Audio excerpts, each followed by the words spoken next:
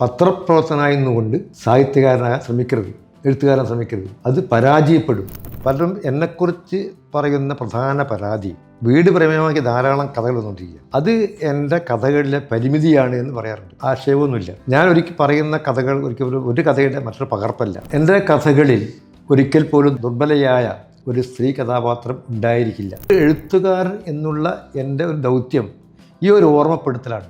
എനിക്കത് ചെയ്യാൻ പറ്റുള്ളൂ. ബ്യൂറോക്രസി ഒരു പരിധിവരെ അവർക്ക് ഹൃദയമൊന്നുമില്ല.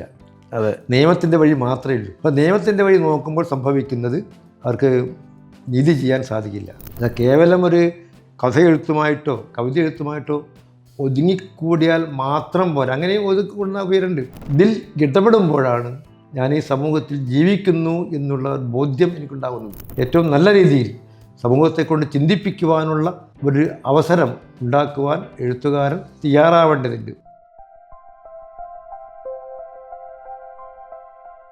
ജീവിതത്തിൻ്റെ വളരെ നിസ്സാരമെന്ന് തോന്നാവുന്ന, ഒരുപക്ഷെ നിത്യവും നാം കണ്ട് കൈകാര്യം ചെയ്യുന്ന ഇടങ്ങളിൽ നിന്ന് കഥകളുടെ വിസ്മയങ്ങൾ മലയാളികൾക്കായി പകർന്നു നൽകുന്ന എഴുത്താണ് ശ്രീ UK കുമാരൻ്റെത്.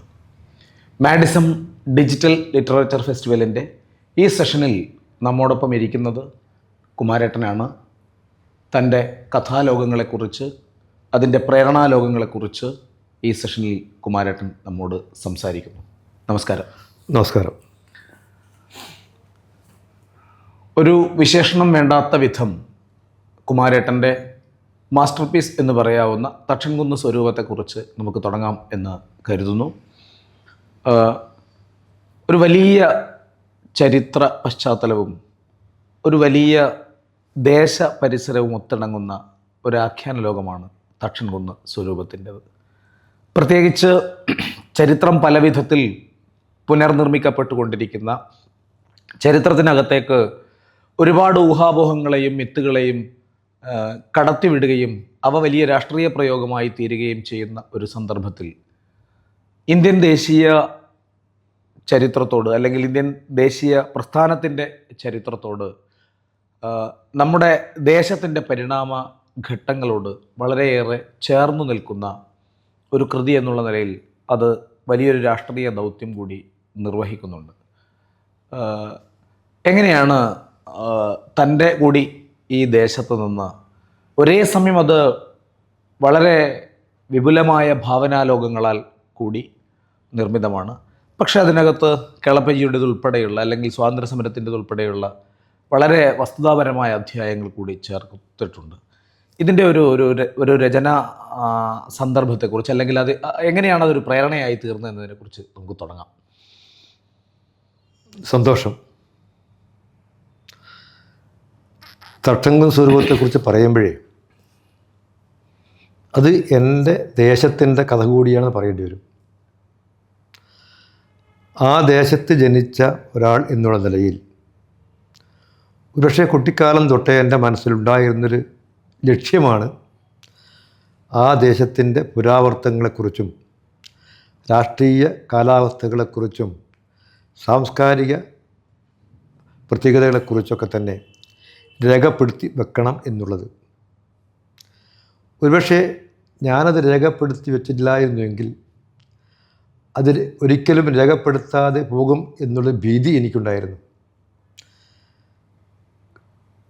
അങ്ങനൊരു കാലമുണ്ടായിരുന്നു എന്ന് പിൽക്കാലത്തുള്ള സമൂഹം അറിഞ്ഞിരിക്കണം എന്നുള്ള എൻ്റെ ഒരു ആഗ്രഹം. ആ ആഗ്രഹത്തിൻ്റെ സാക്ഷാത്കാരമാണ് യഥാർത്ഥത്തിൽ തക്ഷൻകുന്ന് സ്വരൂപം എന്നുള്ള ആ നോവൽ. ആ നോവൽ ഒരു 125 വർഷത്തെ ഒരു ദേശത്തിൻ്റെ കഥയാണ്. 100ഓളം കഥാപാത്രങ്ങളിലൂടെ കടന്നു പോകുന്ന കഥയാണ്. മാത്രവുമല്ല അതിൽ കൃത്യമായ ചരിത്രവും രാഷ്ട്രീയവും ഒരുപോലെ ചേർത്ത് നിർത്തിക്കൊണ്ട് എഴുതിയിട്ടുള്ള നോവലാണ്. അത് ഒരിക്കൽ പോലും ഭാവനാസമ്പന്നമാണ് എന്ന് പറയാൻ സാധിക്കില്ല. അതിന് കൃത്യമായ ഒരു യാഥാർത്ഥ്യമുണ്ട്. പക്ഷേ ആ യാഥാർത്ഥ്യങ്ങളിൽ ഒരിക്കൽ പോലും മായം ചേർക്കാതെ ചരിത്രത്തോട് ഏറെക്കുറെ നീതി പുലർത്തിക്കൊണ്ട് എഴുതാനാണ് ഞാൻ ശ്രമിച്ചിട്ടുള്ളത്. ആ നോവൽ എഴുതുവാൻ 2 വർഷക്കാലമെടുത്തു. മാത്രവുമല്ല, ആ നോവൽ എഴുതുക എന്നുള്ളത് ഒരു പത്രപ്രവർത്തകൻ എന്നുള്ള നിലയിൽ എനിക്കേറെ പരീക്ഷണം സൃഷ്ടിച്ച ഒന്നാണ്. കാരണം ഞാൻ പത്രഭാഷയിൽ ധാരാളം എഴുതുന്നുണ്ട്. സ്വാഭാവികമായിട്ടും എഴുതുമ്പോൾ പത്രഭാഷ കടന്നു വരിക എന്നുള്ളത് ഒരു പ്രത്യേകതയുണ്ട്. അത്തരം പത്രഭാഷയെ പ്രതിരോധിച്ചുകൊണ്ട് പത്രത്തിൻ്റെ എല്ലാ സ്വാധീനങ്ങളെയും മറികടന്നുകൊണ്ട് ഒരു നോവൽ എഴുതണം എന്നുള്ളത് എൻ്റെ ഒരു നിശ്ചയദാർഢ്യമായിരുന്നു. അതുകൊണ്ട് തന്നെ ഞാൻ പത്രപ്രവർത്തനം ഉപേക്ഷിച്ചതിന് ശേഷമാണ് ഞാൻ ആ നോവലെ കടന്നിട്ടുള്ളത്. കാരണം എനിക്ക് വേണ്ടി മാറ്റിവെക്കുവാൻ ഒരിക്കൽ പോലും പത്രപ്രവർത്തന ജീവിതത്തിൽ ഉണ്ടായിരുന്നില്ല. അതുകൊണ്ട് ഒരു നോവലിന് വേണ്ടി മാത്രം സമർപ്പിക്കപ്പെടുന്ന ഒരു കാലം ഉണ്ടാകണമെന്ന് ഞാൻ ആഗ്രഹിക്കുകയും അങ്ങനെ പത്രപ്രവർത്തനത്തിൻ്റെ വേഷം അഴിച്ചു കളഞ്ഞ ശേഷമാണ് ഞാൻ നോവലിൽ കടന്നിട്ടുള്ളത്. അതാണ് നോവലിനെക്കുറിച്ച് പ്രാഥമികമായിട്ട് എനിക്ക് പറയാനുള്ളത്. തീർച്ചയായിട്ടും അത് ഞാൻ കരുതി വെച്ചൊരു ചോദ്യം കൂടിയാണ്. നമുക്ക് മറ്റൊരവസരത്തിലാവാം. ഈ നോവലിൽ തീർച്ചയായും ഒരു വലിയ ചരിത്രം സന്നിഹിതമാവുന്നുണ്ട്. ചരിത്രം മാത്രമല്ല, ഒരു ദേശത്തെക്കുറിച്ചുള്ള ഭാവന, അവിടുത്തെ പ്രകൃതിയുടെ ഭാവന, കാവ്, അതിലെ ആദ്യ അധ്യായത്തിൽ കഥാപാത്രം കടന്നു പോകുന്നൊരു പാലം, ഒരുപക്ഷെ അങ്ങനെ ഈ ഒരു പരിവർത്തിതമാക്കപ്പെട്ടൊരു ദേശത്തും ഒരു ഭൂമിശാസ്ത്രത്തിൽ നിന്നിട്ടാണ് കുമാരേട്ടൻ ഇത് ഭാവന ചെയ്തെടുക്കുന്നത്. അങ്ങനെ വരുമ്പോൾ അതിനകത്ത് ഈ സന്നിഹിതമാകുന്ന പ്രകൃതി അതെങ്ങനെയായിരിക്കും എന്നതിനെ സംബന്ധിച്ച് ഒരു പിറകോട്ടൊരാലോചന നടത്തുകയായിരുന്നു. ഭാവനയുടെ ഒരു അളവ് പ്രവർത്തിക്കുന്ന ഒരു സന്ദർഭം എനിക്ക് തോന്നുന്നു അതിനകത്തൊരു ദേശവർണ്ണനകളിലും ആ പ്രകൃതിയുടെ വർണ്ണനകളിലും ഒക്കെ ആവും എന്നെനിക്ക് തോന്നുന്നു. അതിന് ഊർജ്ജമായ കാര്യങ്ങൾ എന്തൊക്കെയാണ്? ഒരുപക്ഷെ തക്ഷങ്ങൾ സ്വരൂപത്തിൽ പ്രകൃതി ഒരു അവിഭാജ്യ ഘടകമാണ്. അതിൻ്റെ കാരണം അതൊരു ഗ്രാമീണ നോവൽ ആണ് എന്നുള്ളത് തന്നെയാണ്.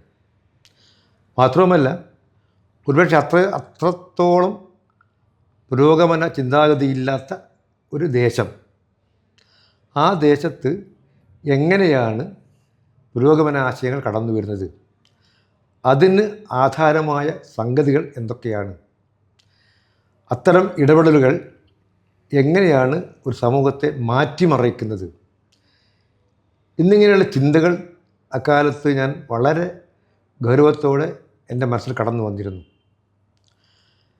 അതിനൊക്കെ ഒരു ഉത്തരമാണ് യഥാർത്ഥത്തിൽ തക്ഷക സ്വരൂപം. കേവലം ചരിത്രം അവതരിപ്പിക്കുകയല്ല ഞാൻ ചെയ്തിട്ടുള്ളത്. ചരിത്രത്തിലൂടെ നമുക്കൊന്നും അറിയാത്ത ഒരുപാട് മനുഷ്യജന്മങ്ങളെ, പക്ഷെ പ്രാന്തവൽക്കരിക്കപ്പെട്ട ജീവിതങ്ങളെ അതേപോലെ അടയാളപ്പെടുത്താനാണ് ഞാൻ ശ്രമിച്ചിട്ടുള്ളത്. അതിലെ യാഥാസ്ഥികരായ ഒരുപാട് കഥാപാത്രങ്ങളുണ്ട്. അതിനും പുറമെ നമ്മുടെ ആ കാലത്തുള്ള സാമൂഹ്യ ബോധം അത് ഏറെക്കുറെ പഴഞ്ചനായിരുന്നു. അത്തരമൊരു പഴഞ്ചൻ ബോധത്തെ എങ്ങനെ ആധുനികവൽക്കരിക്കാം, അതിന് സഹായകമായ ഘടകങ്ങൾ എന്തൊക്കെയാണ് എന്നുകൂടി ഞാൻ അന്വേഷിക്കേണ്ടിയിരുന്നു. അങ്ങനെ ആ നാടിൻ്റെ മാറ്റത്തെ സൂക്ഷ്മമായി കണ്ടറിഞ്ഞുകൊണ്ടാണ് ആ നോവലിൽ ഞാൻ കടന്നു വന്നിട്ടുള്ളത്. അതിൽ ഒരു കാര്യം തറപ്പിച്ച് പറയാൻ ആഗ്രഹിക്കുകയാണ്. അതിൽ ഭാവനയും യാഥാർത്ഥ്യവും ഒരേപോലെ സമന്വയിപ്പിച്ചുകൊണ്ടാണ് നോവലിൻ്റെ രചന നിർവഹിച്ചിട്ടുള്ളത്. അതിൽ ഭാവന ഏതാണ്, യാഥാർത്ഥ്യം ഏതാണ് എന്ന് ഒരുപക്ഷെ കണ്ടെത്താൻ സാധിക്കില്ല. യഥാർത്ഥത്തിൽ ഒരു 125ഓളം കഥാപാത്രങ്ങൾ ഇതിലുണ്ട്. അതിൽ പകുതി കഥാപാത്രങ്ങളും ആ ദേശത്ത് ജീവിച്ചവരാണ്. അവിടെ ജീവിച്ച് മരിച്ചവരാണ്. അവരിലൂടെയൊക്കെ തന്നെ കടന്നു പോയിട്ടുണ്ട്. അവരിലേക്ക് എൻ്റേതായ ചില കണ്ടെത്തലിലൂടെ ഞാൻ കഥാപാത്രങ്ങൾ സൃഷ്ടിച്ചിട്ടുണ്ട്. അവരെ മുൻനിർത്തിക്കൊണ്ട് ഒരു സാമൂഹ്യ പരിവർത്തനം എങ്ങനെയാണ് സമൂഹത്തിൽ ഉണ്ടായത് എന്നുള്ള എൻ്റെ അന്വേഷണം, അതാണ് യഥാർത്ഥത്തിൽ തക്ഷൻകുന്ന് സ്വരൂപത്തിലെത്തി നിൽക്കുന്നത്. തീർച്ചയായിട്ടും അത് ഒരു ചരിത്ര നോവൽ ഒരിക്കലും ഒരു ചരിത്രത്തെ നേരിട്ട് രേഖപ്പെടുത്തുകയല്ല. ഈ പറഞ്ഞതുപോലെ അതിനകത്ത് ഭാവനയുണ്ടാവേണ്ടതുണ്ട്. എഴുത്തുകാരൻ ഒരു സമൂഹത്തെ വിഭാവനം ചെയ്യുന്നതിൻ്റെ ബോധ്യങ്ങൾ അതിനകത്ത് പ്രവർത്തിക്കുന്നുണ്ട്.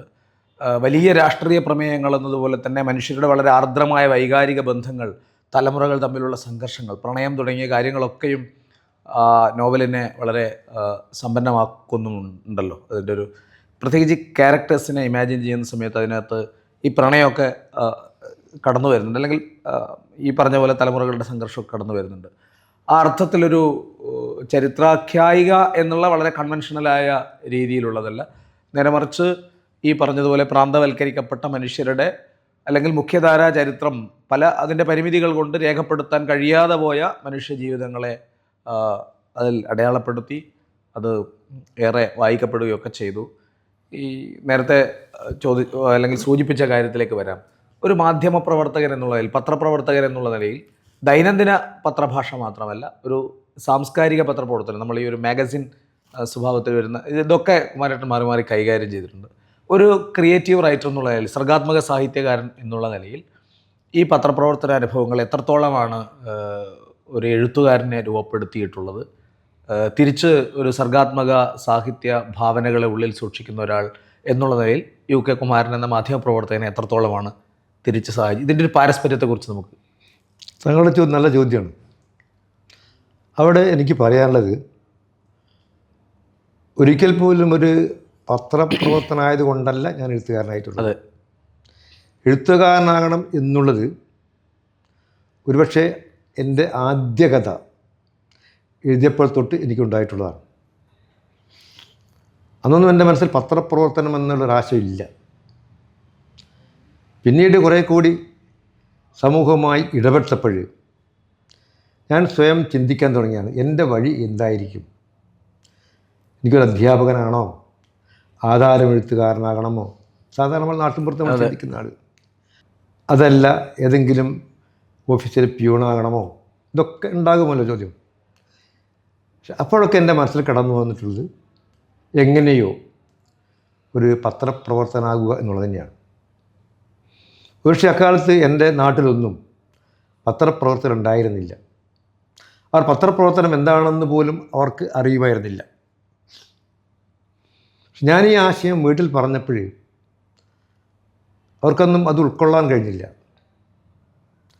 അങ്ങനെ അവരുടെ പല എതിർപ്പുകളെയും മറികടന്നുകൊണ്ടാണ് ഞാൻ പത്രപ്രവർത്തനം പഠിക്കാൻ തീരുമാനിച്ചിട്ടുള്ളത്. അവിടെ ഞാൻ കണ്ടിട്ടുള്ളത്, പത്രപ്രവർത്തനം എന്നുള്ളത് എൻ്റെ തൊഴിലാണ്.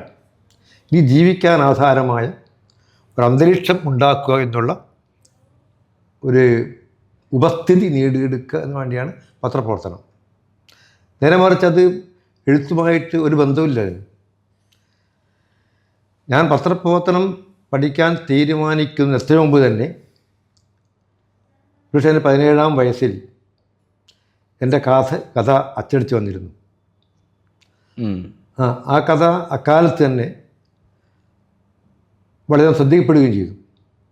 അപ്പോഴാണ് എനിക്കൊരു എഴുത്തുകാരനാകാൻ കഴിയും എന്നുള്ള പ്രത്യാശ എന്നിലുണ്ടാകുന്നത്, കോളേജിൽ പഠിക്കുമ്പോൾ. പിന്നെ കോളേജിൽ പഠിത്തം കഴിഞ്ഞ് പത്രപ്രവർത്തനം പഠിക്കാൻ വേണ്ടി പുറത്തു പോവുകയാണ്. അവിടെ വെച്ചാണ് ഞാൻ യഥാർത്ഥത്തിൽ എൻ്റെ തൊഴിൽ എന്നുള്ളത്, ഔദ്യോഗിക ജീവിതം പത്രപ്രവർത്തനമാണ് ഞാൻ തീരുമാനിക്കുന്നത്. പക്ഷേ അതിനെ ഒരിക്കൽ പോലും ഞാൻ എൻ്റെ സർഗാത്മകതയുമായി ബന്ധിപ്പിക്കാൻ ഞാൻ ശ്രമിച്ചിട്ടില്ല. അതേസമയം ഞാൻ മനസ്സിലാക്കിയെടുത്തോളം എന്നെ പത്രപ്രവർത്തന ക്ലാസ്സിൽ ആദ്യമായി പഠിപ്പിക്കാൻ വന്ന എൻ്റെ ഒരു അധ്യാപകൻ അക്കാലത്ത് ലോക മലയാള കഥാമത്സരത്തിൽ, മാധുരി നടത്തിയ കഥാമത്സരത്തിൽ മൂന്നാം സമ്മാനം കിട്ടിയ KP വിജയൻ എന്നുള്ള ആളാണ്. അദ്ദേഹം കഥാകൃത്തായിരുന്നു. അപ്പോൾ ഞാൻ കഥ എഴുതാറുണ്ട് എന്ന് കേട്ടപ്പോഴും അദ്ദേഹം എനിക്ക് നൽകിയ ഒരു ഉപദേശം, കുമാരൻ ഒരിക്കൽ പോലും പത്രപ്രവർത്തനായി നിന്നുകൊണ്ട് സാഹിത്യകാരനാകാൻ ശ്രമിക്കരുത്, എഴുത്തുകാരൻ ശ്രമിക്കരുത്, അത് പരാജയപ്പെടും, എന്നെപ്പോലെ ചൂണ്ടിക്കാണിക്കുകയാണ്. പിന്നീട് എനിക്ക് ഒരിക്കൽ പോലും അതുപോലെ കഥ എഴുതാൻ സാധിച്ചില്ല. അന്ന് ഒന്നാം സമ്മാനം ലഭിച്ചത് MT വാസുദേവൻ നായർക്കാണ്. അതെ അതെ അറിയാമല്ലോ. പിന്നെ എനിക്ക് എഴുതാൻ ശ്രമിച്ചില്ല. വളർത്തുമൃഗങ്ങളല്ലേ. അതിൻ്റെ പ്രധാനപ്പെട്ട കാരണം ഞാൻ മാതൃഭൂമിയിൽ ചേർന്നതാണ്. പത്രപ്രവർത്തനം രണ്ട് രീതിയിലുണ്ട്.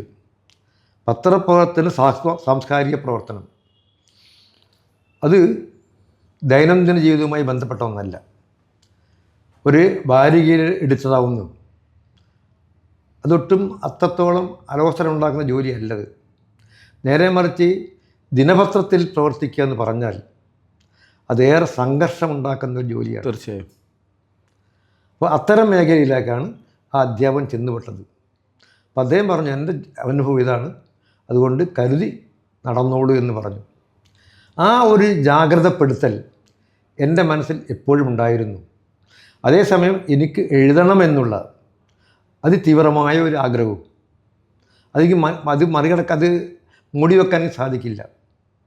അങ്ങനെ സമയം കിട്ടുമ്പോഴൊക്കെ തന്നെ ഞാൻ ധാരാളം വായിക്കുകയും സാഹിത്യ പുസ്തകം വായിക്കുകയും എഴുതുകയും ചെയ്തുകൊണ്ടിരുന്നു. അങ്ങനെ ആ കാലത്ത് തന്നെ ആനുകാലികങ്ങളിലൊക്കെ തന്നെ ധാരാളം കഥകൾ അക്കാലത്ത് വരുമായിരുന്നു. നേരെ മറിച്ച് ഞാനൊരു പൂർണ്ണ പത്രപ്രവർത്തനായിരുന്നുവെങ്കിൽ ഞാനിപ്പോഴും വിശ്വസിക്കുന്നു, എനിക്കൊരിക്കൽ പോലും സാംസ്കാരിക സാഹിത്യ മേഖലയിൽ, സർഗാത്മക സാഹിത്യത്തിൽ എനിക്കത് ഒരു എൻ്റേതായ മുദ്ര പതിപ്പിക്കാൻ സാധിക്കുമായിരുന്നില്ല. ഞാൻ നേരത്തെ പറഞ്ഞതുപോലെ തൊഴിൽ ചെയ്തുകൊണ്ട് എനിക്ക് തത്സംഗസ്വരൂപം എഴുതാൻ കഴിയാത്തതുപോലെ തന്നെ, കാരണം ഓരോ കഥയ്ക്കും ഓരോ നോവലിനും അതിൻ്റേതായ ഒരു രചനാ മണ്ഡലമുണ്ട്. അത് ആ മണ്ഡലത്തിലൂടെ കടന്നു പോയാൽ മാത്രമേ ആ എഴുത്ത് വേണ്ട രീതിയിൽ വിജയിക്കുകയുള്ളൂ. ഉദാഹരണത്തിന് തത്സംഗ സ്വരൂപം എന്നുള്ള നോക്കി പറഞ്ഞാൽ അതിന് വ്യത്യസ്തമായ രചനയാണെന്ന് പലരും പറയുന്നു. ഈ രചന ഉണ്ടാകാൻ കാരണം യഥാർത്ഥത്തിൽ ഈ ഒരു അന്വേഷണമാണ്, എങ്ങനെ വ്യത്യസ്തമാക്കാൻ സാധിക്കും. അതുകൊണ്ടാണ് ഞാൻ പത്രപത്രം മാറ്റി നിർത്തിക്കൊണ്ട് ഞാൻ എഴുത്തിലേക്ക് ഇതിന് നടന്നത്. അപ്പോൾ ഇതിനെന്നെ പഠിപ്പിക്കുന്നത് ഒരിക്കൽ പോലും പത്രപ്രവർത്തനവും ഈ ഈ ഒരു സാഹിത്യമുണ്ടും ഒരുമിച്ച് പോകാൻ സാധിക്കില്ല എന്നുള്ള പരമായ സത്യമാണ്. ഇപ്പോൾ സാധിക്കില്ല. വർത്തമാന പത്രം, അല്ലെങ്കിൽ ഈ പറഞ്ഞതുപോലെ വർത്തമാന പത്രത്തിൽ മാത്രമല്ല, ഒരു സാംസ്കാരിക വാരികയുടെ എഡിറ്റർ എന്നുള്ള നിലയിൽ വീക്ഷണം വാരികയുമായി, മാസികയുമായി അല്ലേ, വാരികയുമായിട്ട് ബന്ധപ്പെട്ട് പ്രവർത്തിക്കുന്നു. അത് മറ്റൊരർത്ഥത്തിൽ ആ കാലഘട്ടത്തിലൊരു സമകാലിക സാഹിത്യ രംഗവുമായി, സർഗാത്മക മേഖലയുമായുള്ള വലിയൊരു ഇടപെടൽ സാധ്യത നൽകുന്നുണ്ട്. അതിൻ്റെ ഒരു അനുഭവങ്ങൾ നമ്മൾ പങ്കുവെച്ചാൽ. വീക്ഷണം പത്രത്തിൽ ഞാൻ ജോലി ചെയ്യാൻ എത്തിയപ്പോഴേ അന്ന് അതിൻ്റെ പ്രസാധകനായ KPCC പ്രസിഡന്റ് ആൻ്റണി സാർ എന്നോട് പറഞ്ഞത്, നമുക്കൊരു നല്ല സാംസ്കാരിക വാരിക പുറത്തിറക്കണം, അതിന് കുമാരൻ നേതൃത്വം നൽകണം. എനിക്കത് സങ്കല്പിക്കാൻ കഴിയുമായിരുന്നില്ല. കാരണം ഞാനന്ന് ഡിഗ്രി കഴിഞ്ഞ് ജേർണലിസം കോഴ്സ് കഴിഞ്ഞ് വന്നതേയുള്ളൂ. അപ്പോൾ എന്നെ സംബന്ധിച്ചിടത്തോളം എനിക്ക് എത്രത്തോളം അതിൽ ഇടപെടാൻ കഴിയുമെന്നതിനെക്കുറിച്ചുള്ള ധാരണയൊന്നും എനിക്കില്ല. പക്ഷേ അനിൽ സാറിൻ്റെ ഒരു നിർബന്ധം കാരണം ഞാനത് ഏറ്റെടുക്കുകയായിരുന്നു. അതിൻ്റെ പത്രാധിപർ വേറെ വ്യക്തിയായിരുന്നെങ്കിൽ പോലും അതിൻ്റെ എല്ലാ ചുമതലയും എനിക്ക് തന്നെയായിരുന്നു. പിന്നെ ഏറ്റവും നല്ല ഒരു സാംസ്കാരിക വാരിക പുറത്തിറക്കാനുള്ള സംരംഭമായിരുന്നു. ഞാൻ നേരത്തെ പറഞ്ഞല്ലോ, ഞാൻ ഡിഗ്രി കഴിഞ്ഞ് നേരെ കടന്നു വന്ന ഒരാളാണ്, അത്രയൊന്നും പ്രായമായിട്ടില്ല. അപ്പോൾ എന്നെപ്പോലെ ഒരാൾക്ക് എങ്ങനെ ഒരു നല്ല സാംസ്കാരിക വാരിക പുറത്തിറക്കാൻ സാധിക്കും എന്ന് ഞാൻ നിരന്തരമായി അന്വേഷിച്ചു കൊണ്ടിരുന്നു. അപ്പോഴൊക്കെ കണ്ടെത്തിയ ഒരുപാട് മറുപടികളുണ്ട്. ആ മറുപടികളാണ് യഥാർത്ഥത്തിൽ നല്ലൊരു സാംസ്കാരിക വാരിക പുറത്തിറക്കാനുള്ള അന്തരീക്ഷവും ശക്തിയും എനിക്കുണ്ടാക്കിയത്. അത് കേരളത്തിലെ ഏറ്റവും നല്ല സാംസ്കാരിക വാരികളൊന്നായിരുന്നു വീക്ഷണം വാരിക. അത് ആകപ്പാടെ 4 വർഷം മാത്രമേ നിൽക്കാൻ സാധിച്ചുള്ളൂ. പക്ഷെ അതിനിടയിൽ ധാരാളം പുതിയ എഴുത്തുകാരെ കൊണ്ടുവരുവാനും അവരൊക്കെ തന്നെ പിന്നീട് ഏറെക്കുറെ പിൽക്കാലത്ത് മലയാളത്തിൽ ശ്രദ്ധേയരായ എഴുത്തുകാരായി മാറുകയും ചെയ്തു. ഒരു പത്രാധിപരെ സംബന്ധിച്ചിടത്തോളം അത് വലിയൊരു കാര്യം തന്നെ ഞാൻ വിശ്വസിക്കുന്നു. കാരണം എൻ്റെ പ്രായത്തിലുള്ള എഴുത്തുകാരൊക്കെ കൊണ്ടുവന്ന് അവരൊക്കെ തന്നെ പിൽക്കാലത്ത് ഏറെ ശ്രദ്ധിക്കപ്പെട്ടവരായി മാറി. അങ്ങനെ ഒരു അന്തരീക്ഷം ഉണ്ടാക്കുവാൻ എനിക്ക് സാധിച്ചു എന്നുള്ളതാണ് വീക്ഷണം വാരികയുടെ പത്രാധിപത്യമാല നിർവഹിക്കാൻ കഴിഞ്ഞതിലൂടെ എനിക്ക് കഴിഞ്ഞിട്ടുള്ളത്. കുമാരേട്ടൻ്റെ കഥകളിലെ ഒരു പ്രധാനപ്പെട്ട പശ്ചാത്തലം വീട് എന്നൊരു സങ്കല്പമാണ്. വീടിനെ ഒരു കെട്ടിടം എന്നുള്ള നിലയിലല്ല, വളരെ വൈകാരികമായൊരു ജീവസാന്നിധ്യമായിട്ടാണ് നമ്മളെല്ലാം തിരിച്ചറിയുന്നത്. ആ ഒരു വൈകാരികത, അത് സൃഷ്ടിക്കുന്ന സമ്മർദ്ദങ്ങൾ, ഒരുപക്ഷെ തലമുറകൾ തമ്മിലുള്ള ആശയവിനിമയത്തിൻ്റെ വളരെ ആർദ്രമായ മുഹൂർത്തങ്ങൾ ആവിഷ്കരിക്കുന്നത് പോലെ തന്നെ വളരെയേറെ അകൽച്ചകളുടെയോ അല്ലെങ്കിൽ തലമുറകളുടെ പരിണാമത്തിൻ്റെതോ ആയ സംഘർഷങ്ങൾ തുടങ്ങിയവയൊക്കെ പല കഥകളിലായി ഉണ്ട്. വീട് സംസാരിക്കുന്നു എന്ന് തന്നെ ഒരു കഥയുടെ ഒരു സമാഹാരത്തിൻ്റെയും ശീർഷകമാണ്. ഇത് ഒരു കുടുംബം പാർക്കുന്ന ഒരിടം എന്നുള്ള നിലയിലുള്ള വീട് എന്ന് മാത്രമല്ല, ഒരു സാംസ്കാരിക സ്ഥലം എന്നുള്ള നിലയിൽ കൂടി ആ വീടിനെ മനസ്സിലാക്കാനാണ് ഒരു വായനക്കാരൻ എന്നുള്ള നിലയിൽ ഞാൻ ഇഷ്ടപ്പെടുന്നത്. ഒരുപക്ഷെ തക്ഷൻകുന്ന് സ്വരൂപത്തിലൊക്കെയുള്ള ഒരു ദേശസങ്കല്പത്തിൻ്റെ, ഒരു സാംസ്കാരിക സന്ദർഭത്തിൻ്റെ ഒരു അനുച്ഛേദമെന്നോ അല്ലെങ്കിൽ അതിൻ്റെ ഒരു മറ്റൊരു തരം ആവിഷ്കാരം എന്നുള്ള നിലയിലോ കൂടി ആ വീട് വായിക്കപ്പെടാം എന്നുള്ള നിലയിലാണ് എൻ്റെ ഒരു വായനക്കാരൻ എന്നുള്ള നിലയിലുള്ള എൻ്റെ ഒരു സ്വാതന്ത്ര്യം എടുക്കുകയാണ് ഞാൻ. വീടിനെ ഇങ്ങനെ ഒരു പ്രചോദന കേന്ദ്രമായി തോന്നുമ്പോൾ അതിനകത്ത് ഈ പറഞ്ഞതുപോലെ എന്തെങ്കിലും ആശയങ്ങളുണ്ടോ? കേവലമായി അതിനകത്തുള്ളൊരു കഥക്കകത്തെ വിഷയങ്ങൾ എന്നുള്ള നിലയിലല്ല ഞാൻ ഉദ്ദേശിക്കുന്നത്. അതിനപ്പുറത്ത് ഈ വീട് എന്ന് പറയുന്ന ഒരു ഇമേജറിയെ ഏതെങ്കിലും തരത്തിൽ വായിക്കണമെന്ന് കഥാകൃത്ത് എന്നുള്ള നിലയിൽ തോന്നുന്നുണ്ടോ? അല്ലെങ്കിൽ അങ്ങനെ ഏതെങ്കിലും വായനക്കാരോ ആരെങ്കിലും പങ്കുവെച്ചതായി തോന്നിയിട്ടുണ്ടോ? വളരെ ചോദിച്ച ചോദ്യം നല്ല ചോദ്യമാണ്.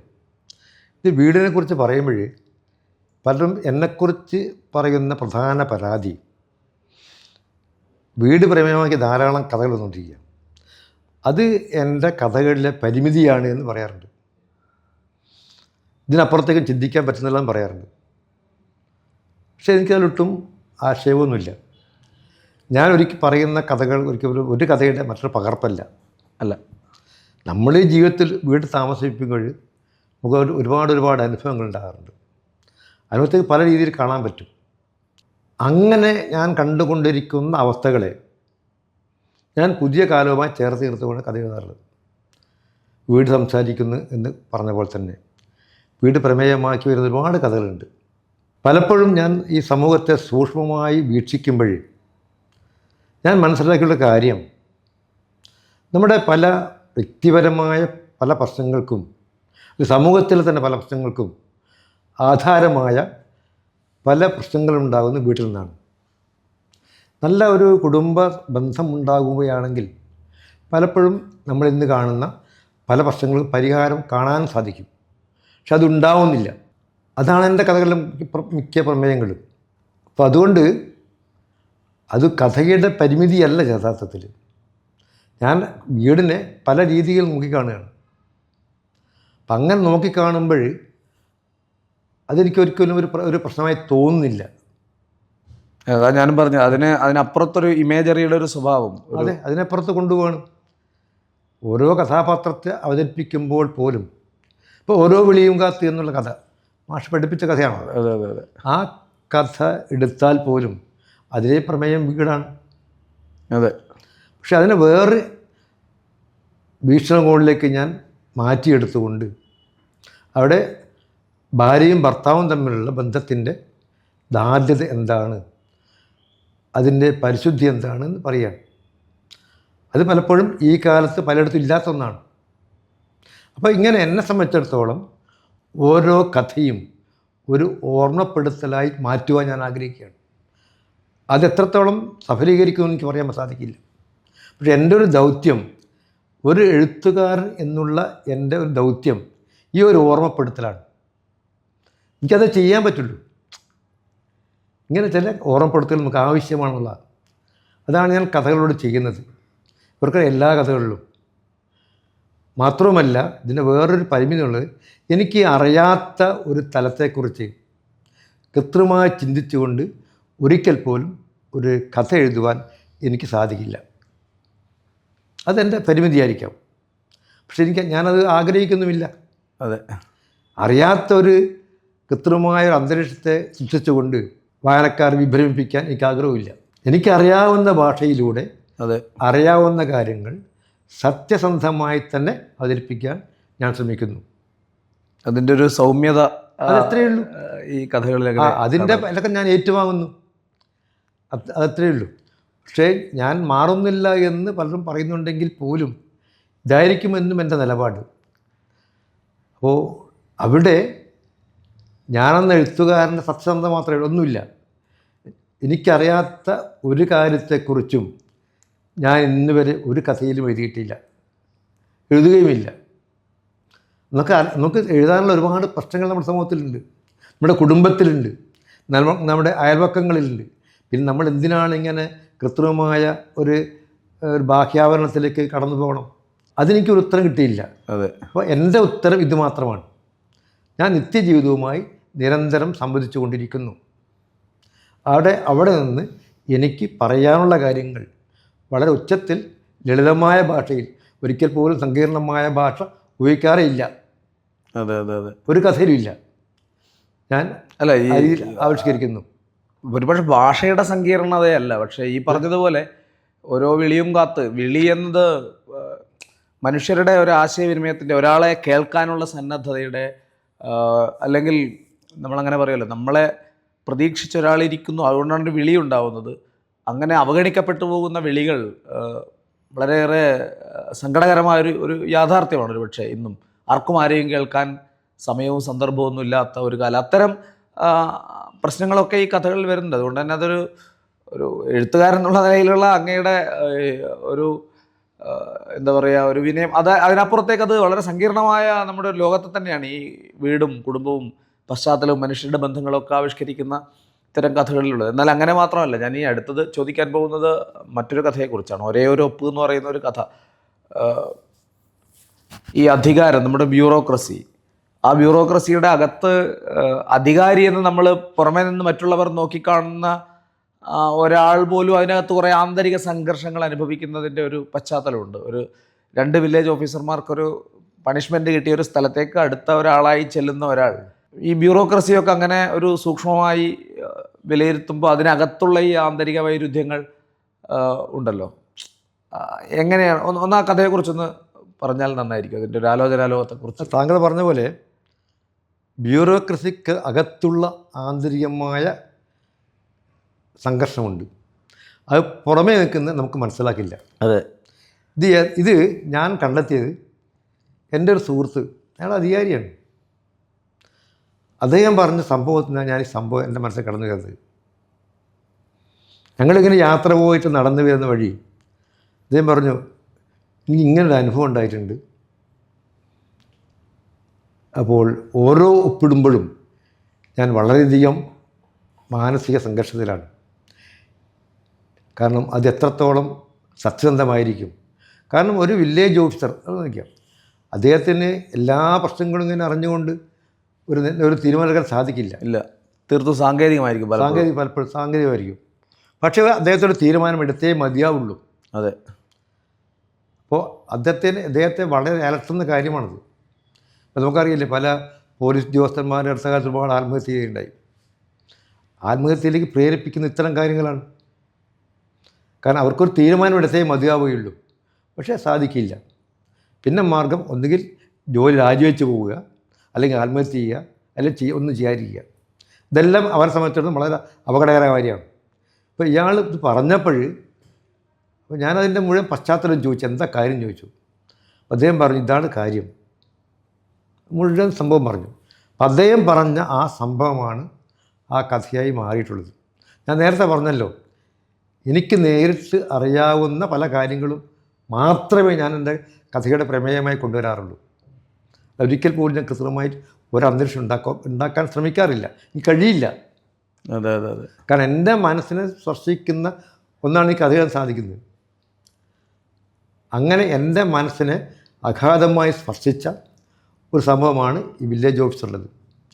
അതിപ്പോൾ പുറത്ത് വന്നപ്പോൾ ഒരുപാട് വില്ലേജ് ഓഫീസർമാർ എന്നെ വിളിച്ചു.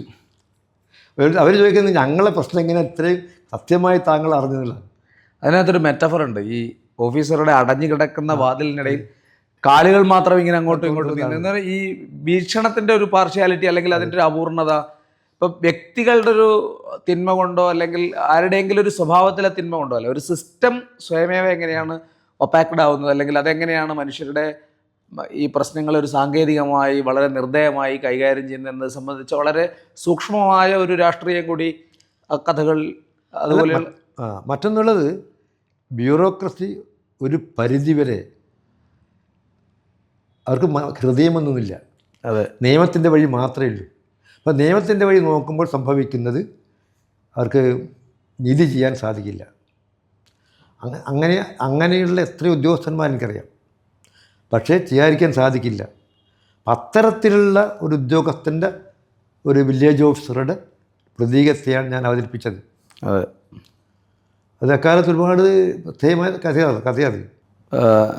ഇതുപോലെ തന്നെ ചൂരൽമല ഈ കഴിഞ്ഞ ദുരന്തത്തിൻ്റെ പശ്ചാത്തലത്തിൽ താങ്കളൊരു കഥ എഴുതിയിരുന്നു. എനിക്കതിൽ വളരെ കൗതുകം തോന്നിയൊരു കാര്യം, നമ്മളൊക്കെ വളരെ ആധികാരികമായി ബലത്തിൽ നമ്മുടെ വീട്ടിൽ സൂക്ഷിക്കുന്ന ആധാരം, അതിൻ്റെ രേഖകൾ, ഡോക്യുമെൻറ്റ്സ് ഇതൊക്കെ നിഷ്ഫലമായി പോകുന്ന ഒരു സന്ദർഭത്തിൽ ഒരു അതിർത്തി തർക്കത്തിൻ്റെ ഒരു പശ്ചാത്തലത്തിലാണ് ആ കഥ എഴുതിയത്.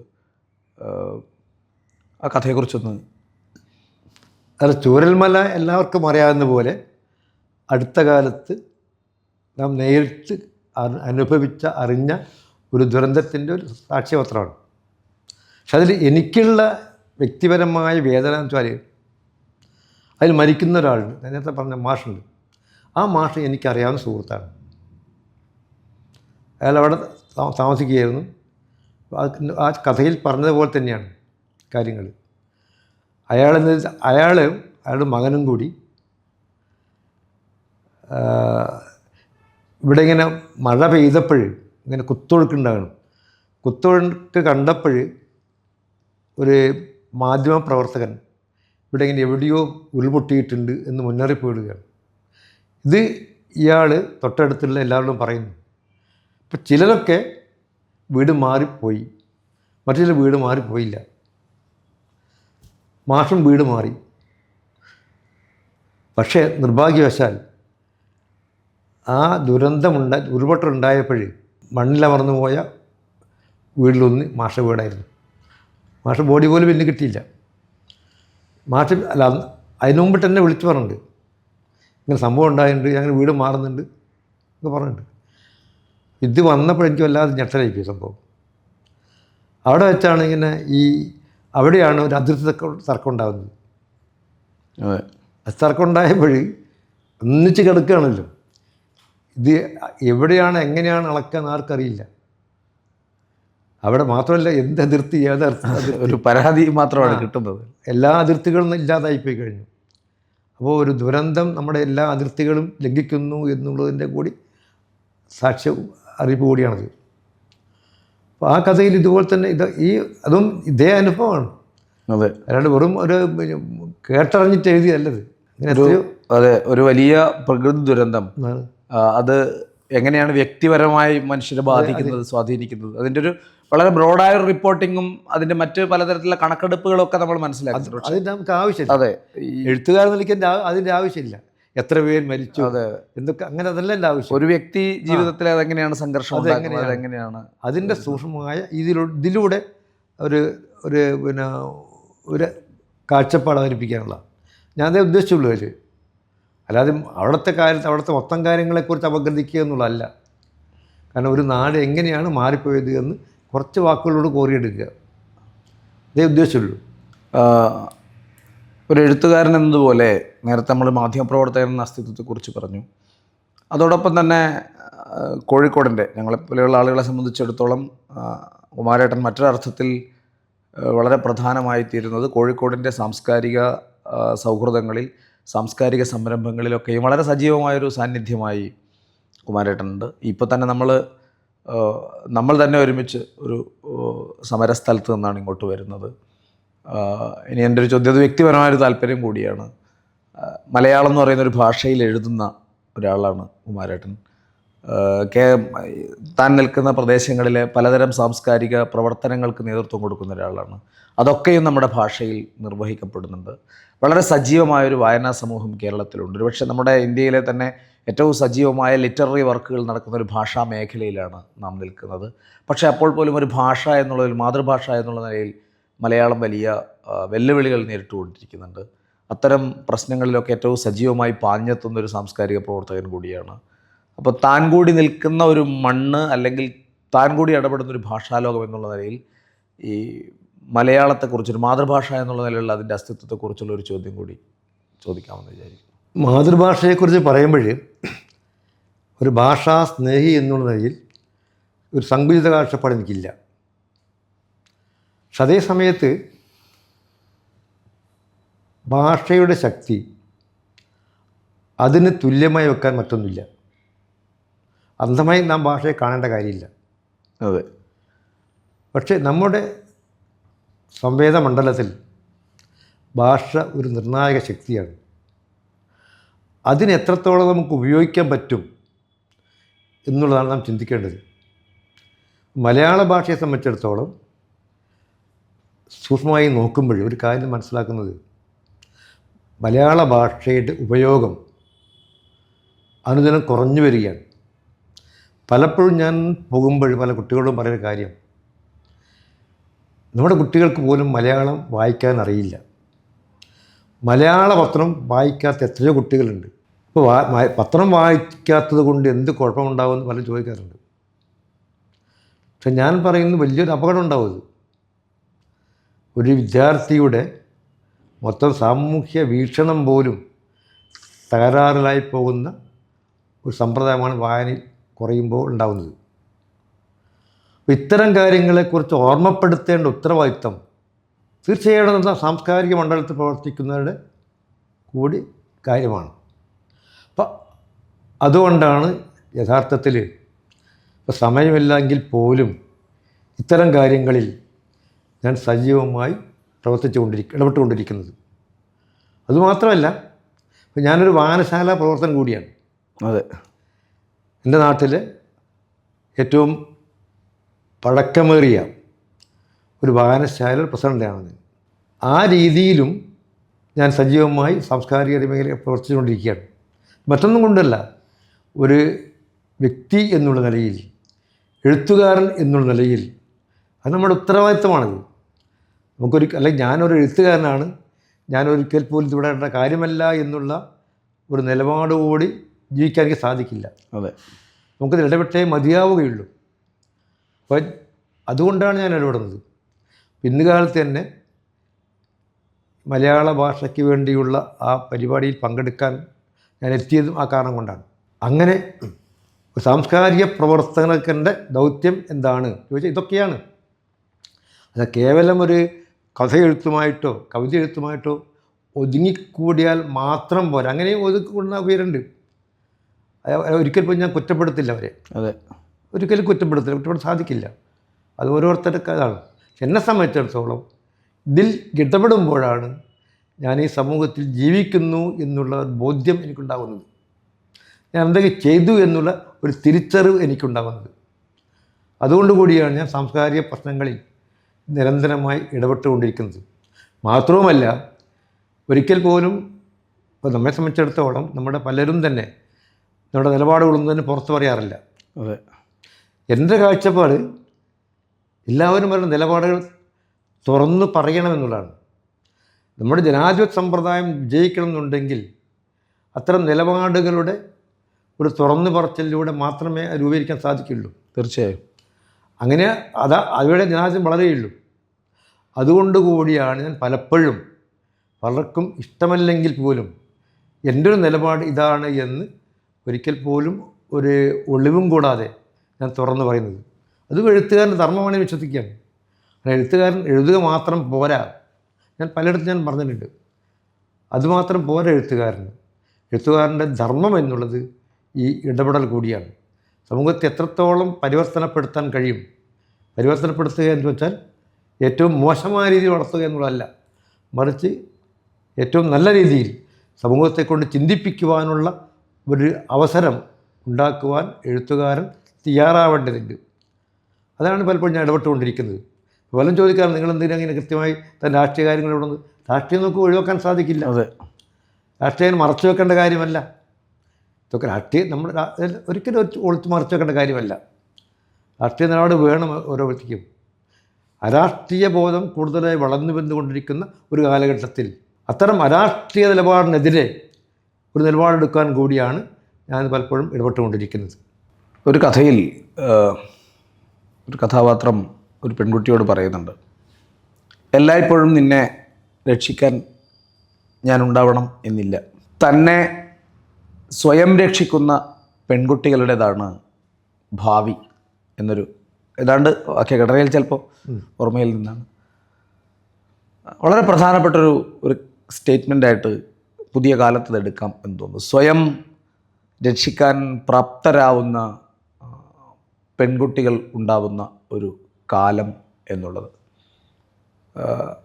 ആ കഥയെക്കുറിച്ച്, അതുപോലെ തന്നെ അങ്ങനെ ഒരു നിലപാട് സ്വീകരിക്കുന്ന ക്യാരക്ടേഴ്സിനെ സംബന്ധിച്ച് ഒന്ന് കുമാരേട്ടൻ പറഞ്ഞാൽ നന്നായിരിക്കും. മാഷി ചൂണ്ടിക്കാണിച്ച കഥാപാത്രം പോലീസുകാരൻ്റെ ഇതും ഞാൻ നേരത്തെ പറഞ്ഞ പോലെ എൻ്റെ രചനയുടെ മറ്റൊരു പ്രത്യേകതയാണ്. എൻ്റെ കഥകളിൽ ഒരിക്കൽ പോലും ദുർബലയായ ഒരു സ്ത്രീ കഥാപാത്രം ഉണ്ടായിരിക്കില്ല. അവരൊക്കെ തന്നെ സമൂഹത്തോട് നിരന്തരം ഏറെക്കുറെ പൊരുതിക്കൊണ്ടിരിക്കുന്നവരാണ്. അത് കല്യാണിയായാലും, അതെ, മറ്റേ ഇവിടെ നോവലിലെ കഥാപാത്രമായാലും, കണ്ടുകണ്ടിരിക്കുന്ന കഥാപാത്രമായാലും എല്ലാം ഏറെക്കുറെ. കാരണം മറിച്ച് ഒരു ദുർബലയായ, ഒരിക്കൽ പോലും പൊരുതി നിൽക്കാൻ ശേഷിയില്ലാത്ത ഒരു കഥാപാത്രത്തെ അവതരിപ്പിച്ചുകൊണ്ട് സ്ത്രീകളൊക്കെ ദുർബലരാണ് എന്ന് കാണിക്കുവാൻ എനിക്ക് സാധ്യമല്ല. അതല്ല ഞാൻ ഉദ്ദേശിക്കുന്നത്. അതുകൊണ്ട് തന്നെ കൃത്യമായ ഒരു നിലപാട് ഞാൻ എടുത്തിട്ടുണ്ട്. ഒരിക്കൽ പോലും അത്തരം കഥാപാത്രങ്ങളെ ഞാൻ അവതരിപ്പിക്കാറില്ല എന്ന് തന്നെയാണ്. അതുകൊണ്ട് കൂടിയാണ് ഞാൻ പോലീസുകാരൻ്റെ പെൺമക്കൾ എന്നുള്ള കഥയിൽ ആ ഒരു നിലപാട് സ്വീകരിച്ചിട്ടുള്ളത്. അവിടെ പോലീസുകാരനെ സംബന്ധിച്ചിടത്തോളം അദ്ദേഹത്തിന് പെൺമക്കൾ മാത്രമേ ഉള്ളൂ. എന്നിട്ട് പോലും ഒരിക്കൽ പോലും അവർ ആ കഥാപാത്രം തൻ്റെ പെൺമക്കളെക്കുറിച്ച് വ്യാകുലപ്പെടുന്നില്ല.